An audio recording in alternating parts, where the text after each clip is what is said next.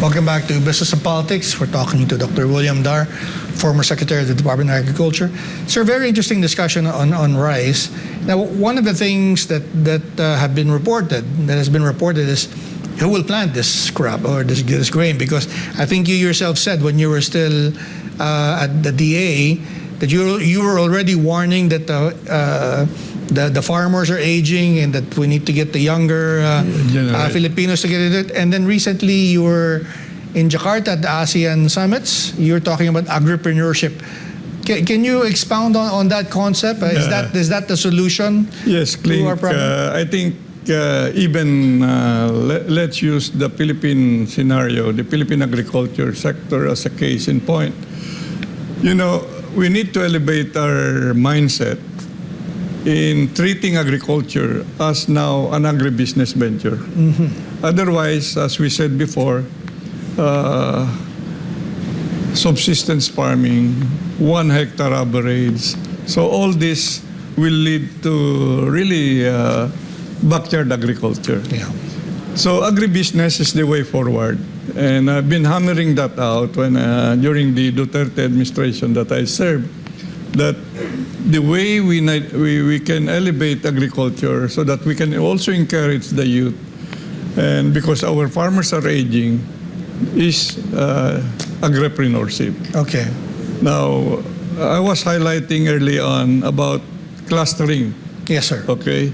So necessarily when you are now clustered, then you go elevate your game into forming cooperatives. Mm-hmm. So these cooperatives will be the entry point as well to have a good mindset, a more comprehensive mindset of agribusiness, so that the production can be handled much better in terms of increasing productivity per unit area by the farmers.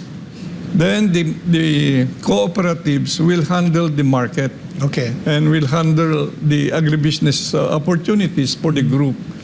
In that way, the farmers will be getting much higher, of course, again, as a group, they have higher productivity and higher income. Mm-hmm. Because they are now looking at the whole value chain. Mm-hmm. Much more when they partner with private sector. Mm-hmm. And that's where that public-private partnership between the big brothers and the government together will partner to nurture and assist the clustered farms, the cooperative farms. So that's what we are proposing even in our discussions in Jakarta. You know, I was requested to highlight how can we ensure food security for the ASEAN region from the Business Advisory Council point of view. Mm-hmm. And it's good governments are already talking as well and having good agreements. But again, highlighting the importance of the private sector investments. Mm-hmm. Because governments cannot do alone in terms of all the budget necessary to prop up the agriculture sector. Mm-hmm. It has to be led by the private sector. So in our case, we have the Kapatid Angat Lahat Agri Program, KALAP. KALAP, yep. Under the Go Negosyo. Mr. Joey Concepcion initiated this. We started this in January. And now we are almost having about 32 big brothers, meaning these are the heads of companies, big companies in agriculture engaged in agribusiness. So we signed agreements with the government, particularly those institutions directly involved in those commodity industries. And in a way, we are saying that the business models, the inclusive business models of the big brothers, the private companies, will have to be also be institutionalized in the roadmap development of that commodity industry.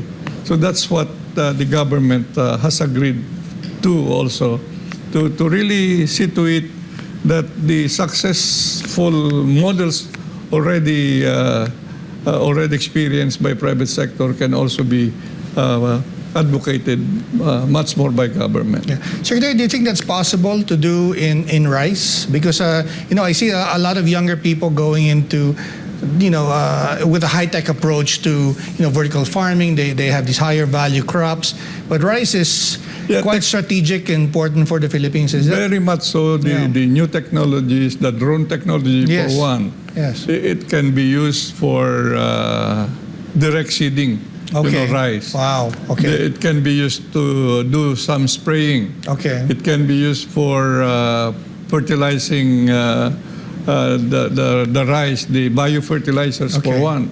So there are many uses of these new technologies. Okay. Even simple apps like monitoring planting dates Okay. and harvesting dates, so that you can directly link them to, say, markets. Right. So these are very powerful tools, and now can encourage the younger generation to come because of that agribusiness orientation, because of the new use of technologies Technology, like drones, the apps, and Even AI, artificial intelligence. Yeah. Yes, everything is possible now that we can really bring the younger generation to agriculture and agribusiness. Yeah. Is that already happening, Secretary, or do we need to do more promotions? Okay. Because I think when you were Secretary, When I was there as Secretary, Klink, we saw to it that there are good programs that we initiated, Yes, sir. and that's still ongoing. okay, That's still being done by the present leadership. That's good. And we can accelerate. And even if there are other programs, like what I can mention one additional program, which we started, but there's little funding today, is the startups in Okay. agriculture. Okay. We need to build up that mindset again, that culture of having to encourage the younger generation by way of having some funding for their initiatives and their ideas, having to have proof of concept before you go commercialize it. At the ASEAN meeting, they were talking about cross-border flow of funding for micro, small, and medium enterprises. Did you hear any of that discussion maybe applied to agripreneurs in ASEAN? Good you asked me that, Klink. We signed up, Go Negosyo here, Yes. through the Kapatid Angat Lahat program, Kalap, agri-program, Kalap, signed up with 7 ASEAN countries. Wow, okay. So this is the first time at the ASEAN level, elevated na yung Business Advisory Council to Business Advisory Council level. And this morning we met, and there is a visit of the Malaysian group that will now pursue this collaboration at the business level. So ang ganda, we had signed first with Malaysia, followed by Indonesia, Thailand, Myanmar, Cambodia, Laos. So almost all the member economies are now utilizing this power of the Business Council as a way to enhance also this big brother relationship with the government to help the agri SMEs. Yes. So you know pretty well that there are lots of MSMEs in agriculture Yes, sir. needing capacity building, Yes, sir. needing all this assistance, mentoring, Yes. linkage to capital, and linkage to markets. Yeah. So ito po yung pinag-aabalan natin ngayon. Yeah, but outside of the Go Negosyo Kala program, you have been going around as well the region. Is there other opportunities you think for our young entrepreneurs to connect with, say, Malaysian, Indonesian, Thai young entrepreneurs? Is that a possibility? Yes, that's part of the. I would call. We have now brought to the level of the ASEAN Okay. the CALAP program, Okay. where we will also look at possibilities of the young entrepreneurs to have partnership between and among countries already. I see. So iba't ibang member economies ng ASEAN, ganon, hindi lang yung big business, but Yeah. seeing to it that we will look at the possibilities of encouraging the younger generation to elevate their game in agribusiness. Yeah. You know, I noticed that the people who were drawn to you, and as including the Filipinos who were attending there, many of them are young. And you know, what would it take to convince, you know, from your experience, what would it take to convince younger Filipinos that agriculture is sexy and, I guess, profitable? You know, there is this Young Challenge program that we started in DA. This was funded out of the initiative of Senator Amy Marcos. Okay. You know, there is this is a year-long program where they start with a province, goes to the regional, and now national. I see. So they are given, I mean, their ideas are translated into concept paper, and until they evolve and can showcase a proof of concept. That's an important program that can be upgraded again. Another one I mentioned about startups. Yes, sir. You know, because there are many younger generation who would like to really get busy, get engaged, and again, the startup is necessary. Enough funding for that is key. Then, of course, there are existing collaboration with Taiwan, with Israel, the government.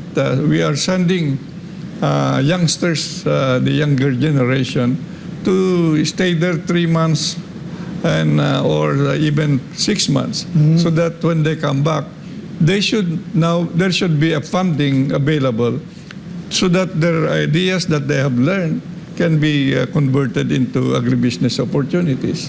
So ito po dapat pagigihan pa natin, Yeah. by way of really enticing the younger generation to come to do farming and agribusiness. Sir, you know, the government is now looking at K-12. Is there a need to maybe revisit how we can inculcate a love of agriculture in the land? I agree.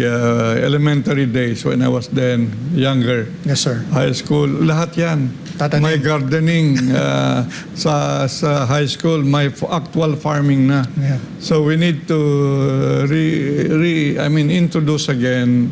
Kung walang gardening dun sa primary elementary school, ibalik natin school gardening as a subject and practiced already right there in there. Ganun din sa high school, dapat pagigihan na early enough the importance of innovation and technology, so that as they grow and finish even their degree, or not even having a degree, but say a 2-year diploma course, then they can now go straight to business. Right. You know, ang problema natin dito sa bansa, yung higher education institution, ang goal lang ng establishment ng CHED ay employability. Brian. I think that's short-sighted. Okay. I believe we should have an equally important goal of entrepreneurship. Interesting, yeah. You know, the data would indicate almost every year we graduate 700 students, but only 10 to 15% of them are gainfully employed. Right, yeah. So many of these graduates that we have every year are unemployed, if not underemployed. So the entrepreneurship paradigm is key to really encouraging, and early enough, even while they are in high school and college, that paradigm of entrepreneurship must start. And agriculture can supply Agriculture, the... yes. Sir, again, we'll have to take a quick break. We're talking to former Secretary William DAR of the Department of Agriculture. We'll be right back.